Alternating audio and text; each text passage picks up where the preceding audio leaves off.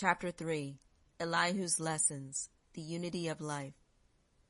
Again, Elihu met his pupils in the sacred grove and said, No man lives unto himself, for every living thing is bound by cords to every other living thing. Blessed are the pure in heart, for they will love and not demand love in return. They will not do to other men what they would not have other men do unto them. There are two selves, the higher and the lower self.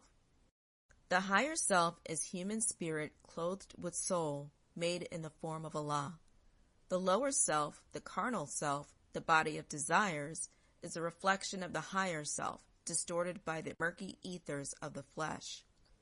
The lower self is an illusion and will pass away. The higher self is Allah in man and will not pass away. The higher self is the embodiment of truth. The lower self is truth reversed, and so is falsehood manifest.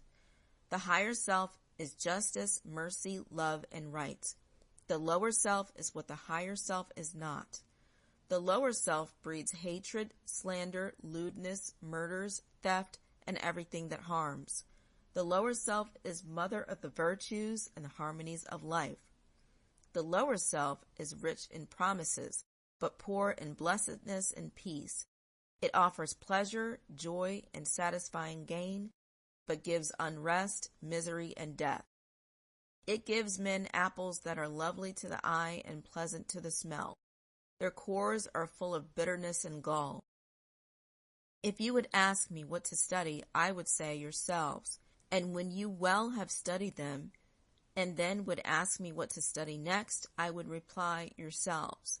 He who knows well his lower self knows the illusions of the world, knows of the things that pass away, and he who knows his higher self knows Allah, knows well the things that cannot pass away.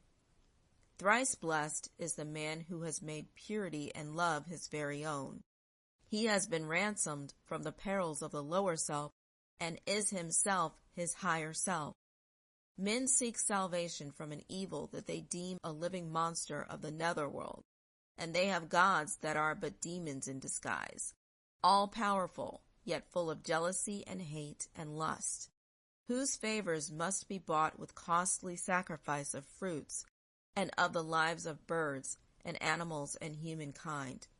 And yet these gods possess no ears to hear, no eyes to see, no heart to sympathize, no power to save. This evil is a myth. These gods are made of air, clothed with shadows of a thought. The only devil from which men must be redeemed is self, the lower self. If man would find his devil, he must look within. His name is self. If man would find a savior, he must look within. And when the demon self has been dethroned, the Savior, love, will be exalted to the throne of power. The David of the light is purity, who slays the strong Goliath of the dark, and seats the Savior, love, upon the throne.